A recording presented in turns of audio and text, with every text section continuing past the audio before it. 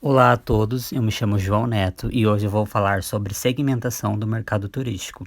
O segmento que eu escolhi é sobre a cultura japonesa.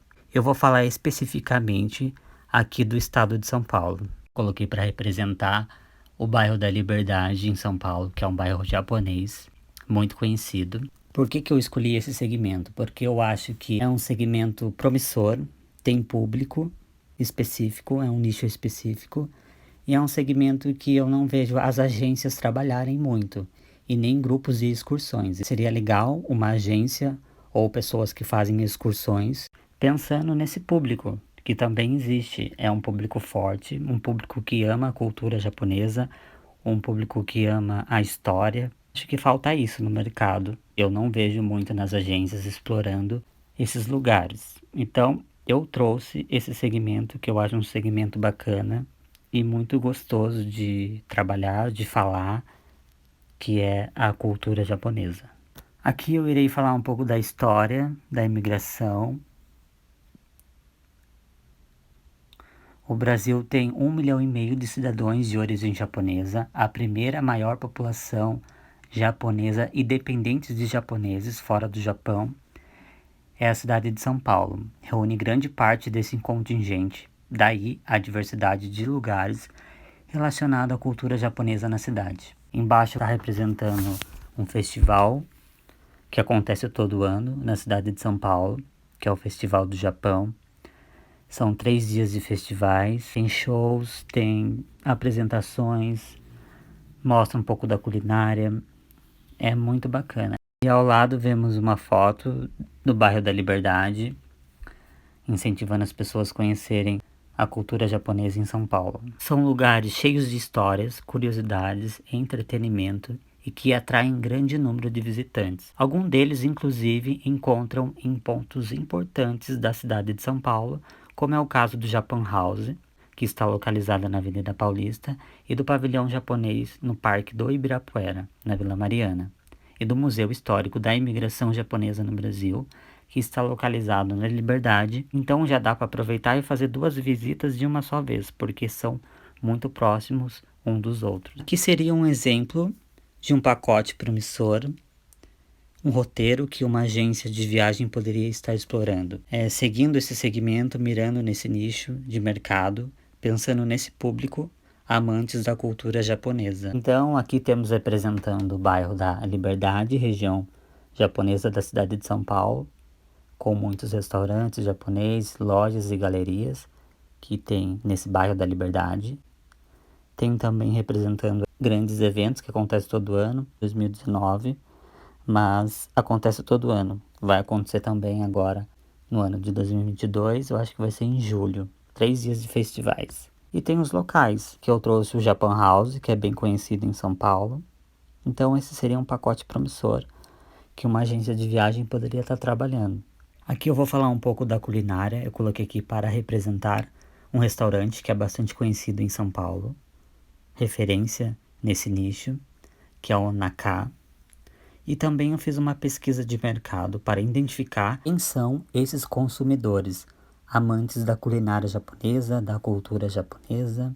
Então eu fiz essa pesquisa de mercado para identificar esse público-alvo. Continuando aqui no público-alvo, vemos aqui um gráfico que representa quem são essas pessoas. Eu fiz uma pergunta filtro coletada das redes sociais, Instagram e Facebook. 104 pessoas responderam. Das 104, 79,8% responderam que gostam da culinária japonesa e 20,2% disseram que não gostam. 18,9% dos respondentes têm 16 a 22 anos, 21,8% têm entre 23 e 30 anos, 36,6% têm 31 a 40 anos, 18,1% têm entre 41 e 50 anos, e apenas 4,6% situam-se na faixa acima dos 51 anos. Aqui é o gráfico da faixa etária desses clientes que responderam à pesquisa. Nota-se aqui que 16 a 22 anos representa 18,9%, 23 a 30 representa 21,8%, De 31 a 40 representa 36,6, de 41 a 50 representa 18,1, 51 ou mais representa 4,6. Aqui está mostrando qual é o sexo desse consumidor. E olha que interessante.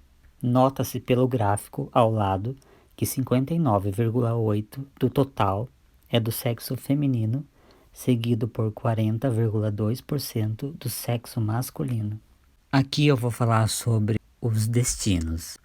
No caso, poderia estar incluído em um roteiro de viagem. O primeiro que eu coloquei aqui para representar é o Museu da História da Imigração Japonesa no Brasil. O museu conta a história da imigração japonesa. São mais de 97 mil itens no acervo, como documentos, fotos, jornais, utensílios domésticos, kimonos e muito mais. São 3 andares de exposição, totalizando 31 espaços diferentes. Continuando aqui, no primeiro destino, vale muito a pena incluir no roteiro da sua viagem.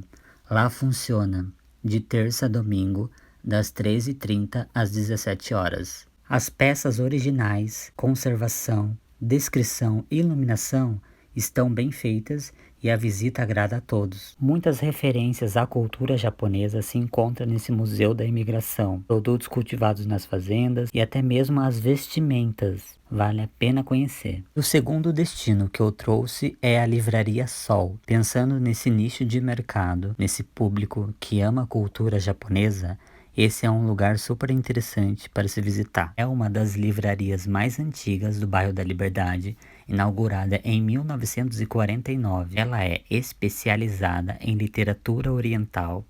Nela é possível encontrar livros, revistas e mangás importados do idioma original. Além de ser uma loja física, a Livraria Sol também vende publicações de forma online e pelo site. O último que eu destaquei aqui é o Maruzu Convenience Store.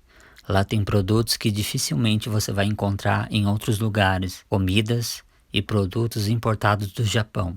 A Maruzu Convenience Store é um empório com cara de loja de conveniência que rivaliza com os mercados dos bairros na venda de produtos orientais importados. Para finalizar, eu irei mostrar um vídeo gravado no bairro da Liberdade que mostra um pouco das feiras e restaurantes e lojas da região. Um lugar incrível, super interessante, rico em cultura que pode ser explorado por vocês, amantes da cultura japonesa e curiosos nas suas próximas viagens.